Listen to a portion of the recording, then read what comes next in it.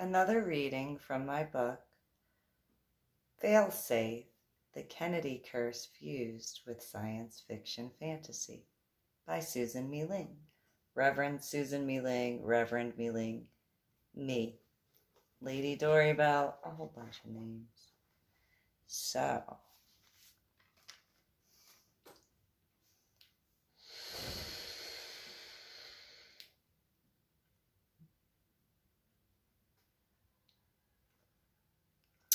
once the head official of the company finished skimming through the documents, he handed the paperwork to Christopher to thumb through.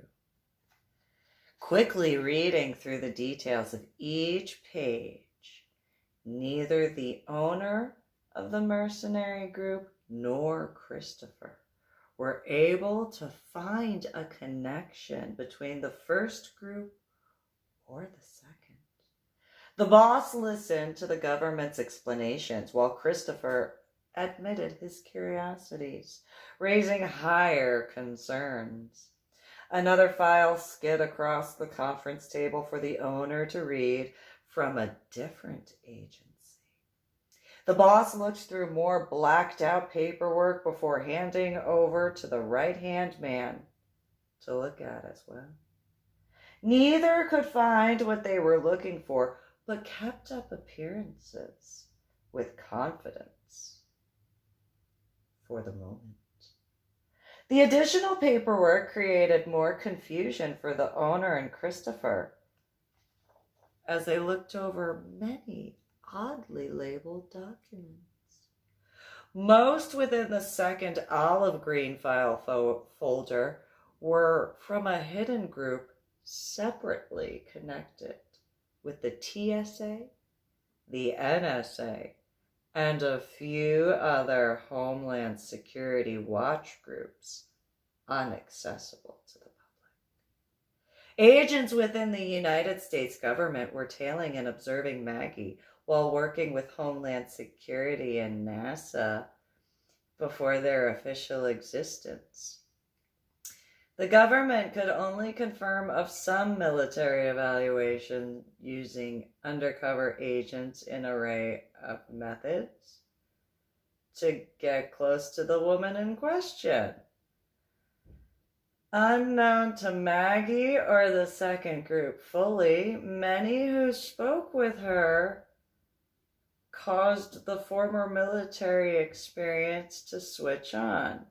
Certain training undergone by her were never for any president after Reagan to know of its existence in the training, unless the time came.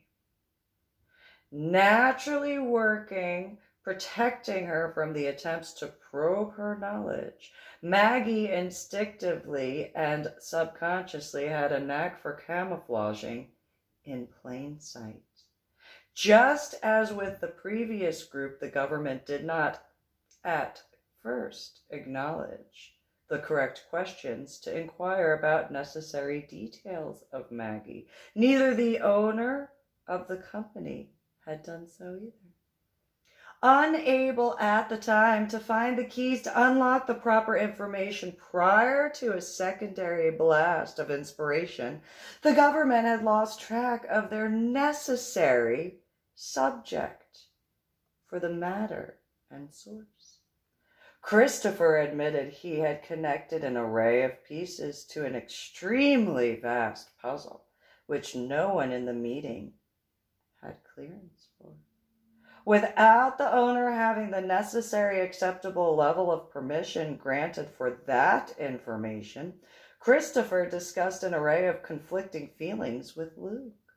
Still having problems processing the conversations with him and the details thereof, Luke remained silent, internally shaking his head back and forth while screaming, "No!"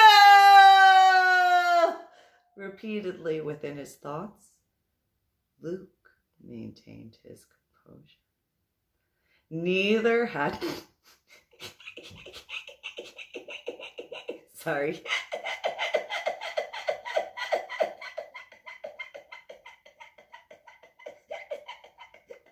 I giggle easily. Neither had noticed Maggie had walked off and disappeared from within the room in a hidden dark corner, tending to smaller projects while the male spoke. She did not wish to hear the same story again. Despising the reality of the conversation while she busied herself until it was time for her to explain a few separate points to Luke, making a few references of the government officials complaining about the necessary paperwork to go through, the unnecessary bureaucracy. Both males laughed wholeheartedly from their bellies. Christopher returned to the story after a few minutes of laughter with Luke to explain several missions he had been assigned to during the meeting with the government officials. Scanning through the evidence of the carnage, the petite frame of the female being described as Maggie created further conflicting problems for him. On one hand, Christopher had recalled going on several missions with Marine Recon, needing emergency assistance with a similar unknown agent. All right.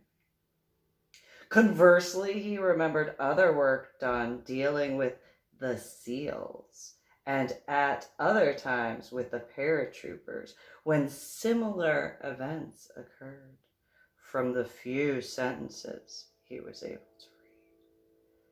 Christopher commented of a small amount of his thoughts while he read through more documentation to Luke while thinking of the missions he served with the Deltas. Unable to comment with the government officials or his boss, the owner of the mercenary company, Christopher told Luke of the problems within minute details, keeping the points as minimalistic to Luke as possible. He knew Luke's jaw would drop no matter what he told him. As long as it was the truth, it really didn't matter, because even the tiniest of tiny details caused him to sporadically, internally combust in his thoughts. The one point he made sure to tell Luke had been he could have sworn when some of the missions went awry, someone similar to Maggie's description swooped in to save the entire crew. The government officials specified attempts to reach out to her without success after the initial loss. Only with a handful of minor positive results, those who quickly dwindled within the smallest missteps fell off to the wayside. The officials admitted they could not explain the cause for the sudden deer-like responses to human contact and conversations from her. Almost 1 decade came close to an end, and Maggie bolted as if a switch had been flipped, creating another hurdle for the United States government from the program results they were seeking. The males throughout the room jested of the whims of the female mind. Christopher paused momentarily and added a similar pause within the conference room after he had asked if they found the cause for the additional unseen problems surrounding Maggie and causing problems for Maggie and them. When the officials remained silent, the owner demanded the reason leading to the unknown factor. No one could answer within the government, nor the clues from the first group or any thereafter, until they started putting things together, making the owner grow increasingly impatient. Throwing every one of the officials out of the meeting area, he commanded his employees over the intercom, demanding all men to be escorted to the waiting lobby. With the prior groups, the doors swung open instantly. Startling all of the paper pushers from the government, the mercenary employees quickly moved all of the people out of the immediate area. Christopher whispered within the ears of his boss during the final seconds, while the owner covered that radio piece. Calling in for their meeting, the third group walked out of the elevators and arriving with less than 30 seconds before their appointment was supposed to begin, the wealthy civilians nonchalantly walked through the corridor, aggravating the owner of the business. Quickly becoming a nuisance to the company without the proper etiquette of timeliness, the group created more tension for the boss. The moment one of the females within the mixed group ordered an employee from the company to fetch Mama a bottled water, she disappeared from the room. When the group looked around the immediate area for the mouse-voiced female, the group cautiously agreed to follow orders of the calm owner. Calling the group closer towards the conference table with the right-hand man by his side, the owner commanded their complete attention. Commenting of the annoyances for their late arrival, a male quietly made fun of the owner to a nearby person before the male could turn his head to respond in kind, looking towards the direction.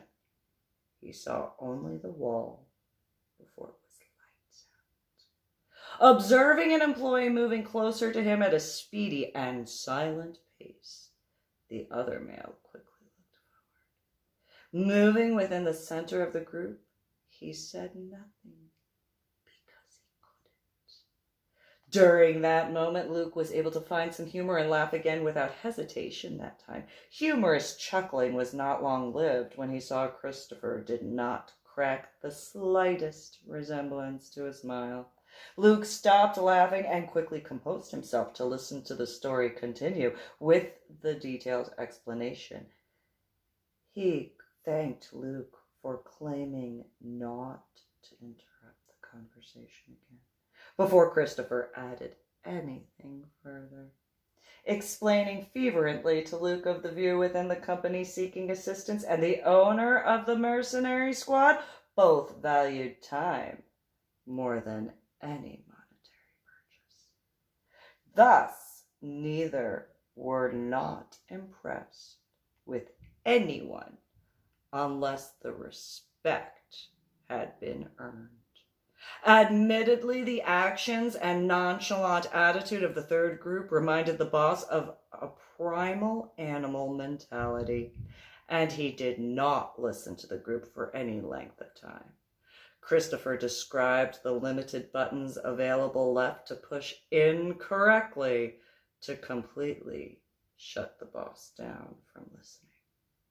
Christopher stated the owner was on his last nerve, and the last straw was in the process of being pulled. Just a quick little reading from my book, Failsafe, The Kennedy Curse Fused with Science Fiction Fantasy by Susan MeeLing, Reverend Susan MeeLing, Reverend MeeLing, Lady Dori, Belle, me. You guys have a good one. Subscribe to my channel and watch all the videos.